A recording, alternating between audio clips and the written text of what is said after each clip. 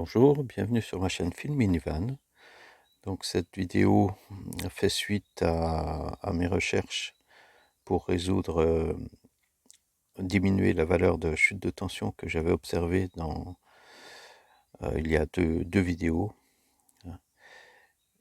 Donc j'ai passé beaucoup de temps à tout réorganiser mon installation, qui était fouillis à force de rajouter des équipements, de pas tout réorganiser au fur et à mesure. Bon, c'était le bazar.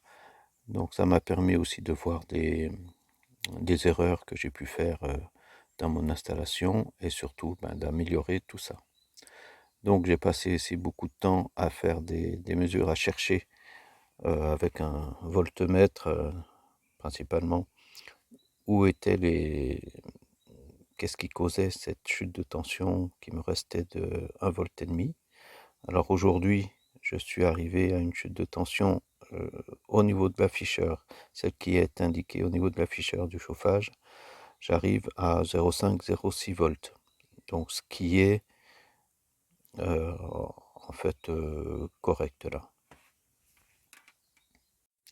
Donc sans rentrer dans trop de détails au niveau électricité, l'afficheur lui mesure sa tension, je dirais, en interne.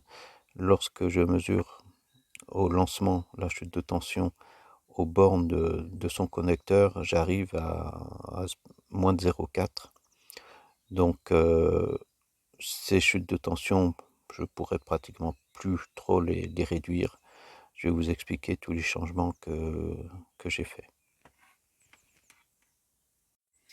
Donc pour rappel, on a une chute de tension qui est due au câble. Donc plus les câbles sont fins, plus ils sont longs, plus on aura une grosse chute de tension. Chaque fusible, chaque connecteur donne aussi une chute de tension. Alors minime si on a des bonnes cosses, par exemple ici, des bons serrages. Voilà, il y a plein de choses qui peuvent jouer. Comme je vous l'ai dit aussi sur une vidéo, j'avais un fil qui commençait au niveau du chauffage, qui avait un mauvais contact dans un domino, et ça me causait par moment 1 volt de chute de tension en moins. Pour rappel aussi, une chute de tension, en fait, on l'observe uniquement lorsqu'on a une charge. Donc si rien ne fonctionne, si vous ne lancez pas votre chauffage par exemple, même vous pouvez toujours passer votre voltmètre, vous n'observerez pas de chute de tension. Alors un gros changement au niveau du branchement de mon chauffage que j'ai fait, c'est que, puisque j'aime bien pouvoir couper mon chauffage complètement, donc alors mon chauffage se trouve en dessous, ici. Alors j'avais les fils du chauffage qui arrivaient sur mon tableau, là. Donc je faisais passer le fil d'alimentation du chauffage par un interrupteur. Sur les interrupteurs, alors on avait en plus un fusible, l'interrupteur, tout ça aussi, suivant la qualité du matériel, va occasionner des chutes de tension. Donc le gros changement que j'ai fait, c'est que cette fois, mon chauffage en dessous, je l'ai alimenté en direct sur mon 12 volts. Donc j'ai voilà, j'ai un boîtier avec un bornier ici. Donc je suis alimenté en direct, je passe par un petit fusible.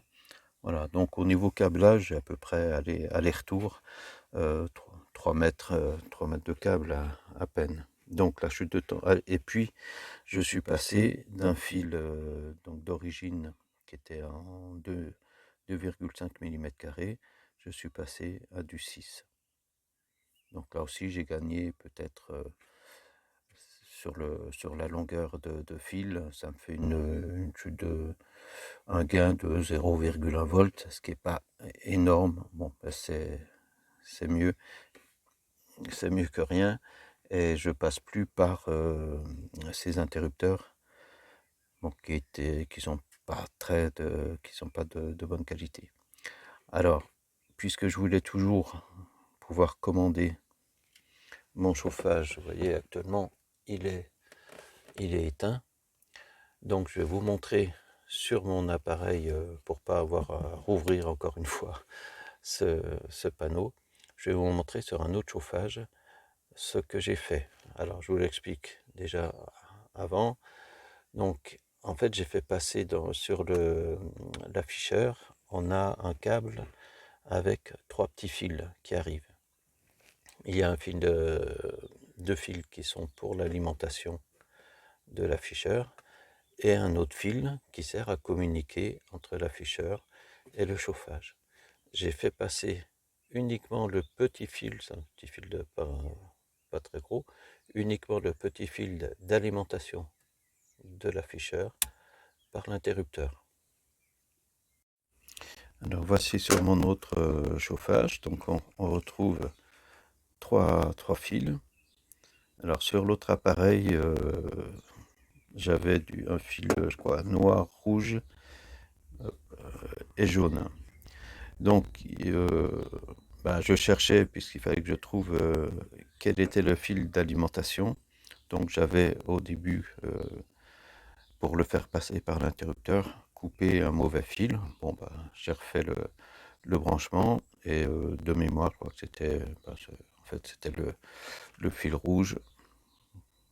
Comme ça semble évident, mais voilà. Donc, j'ai dénudé, j'ai coupé le fil rouge, fait une rallonge pour passer dans l'interrupteur et je suis revenu bien sûr ici. Voilà, comme ça, la puissance, l'alimentation de puissance du chauffage est en direct sur la batterie, bon, avec un fusible, et donc c'est l'interrupteur alimente, coupe uniquement le boîtier de commande. Alors, pour ceux que ça intéresse de savoir comment on cherche avec un voltmètre les causes d'une chute de tension, ça permet de vérifier la qualité de son installation, voir si on n'a pas des branchements, des connecteurs qui sont défectueux. Alors, j'ai fait un petit bricolage, voilà, parce que comme je l'ai dit dans toutes ces vidéos sur les chutes de tension, il faut qu'on ait une charge pour pouvoir mesurer. Le problème avec le chauffage, c'est que il faut mesurer au moment où la bougie est alimentée. Donc moi j'ai passé beaucoup de temps, puisque j'avais non seulement le but de chercher la cause de ma chute de tension, mais en même temps de contrôler toute mon installation. Donc j'ai passé des heures à faire des essais, par curiosité aussi, à mesurer tous les segments de mon installation, des choses comme ça. Donc je ne pouvais pas lancer le chauffage, l'arrêter, le relancer comme ça. Donc à la place du chauffage, sur le circuit qui était prévu pour chauffage, j'ai mis une charge, donc avec ces deux ampoules. Voilà, donc ça me donne, avec ces deux ampoules, j'ai 9 ampères. Donc pour ceux que ça vraiment s'intéresse de savoir comment faire ça, mettez-moi un mot en commentaire. Donc avant de vous quitter, je vais vous afficher le schéma électrique de mon installation, où j'en arrive maintenant. Et puis je vous dis à la prochaine fois.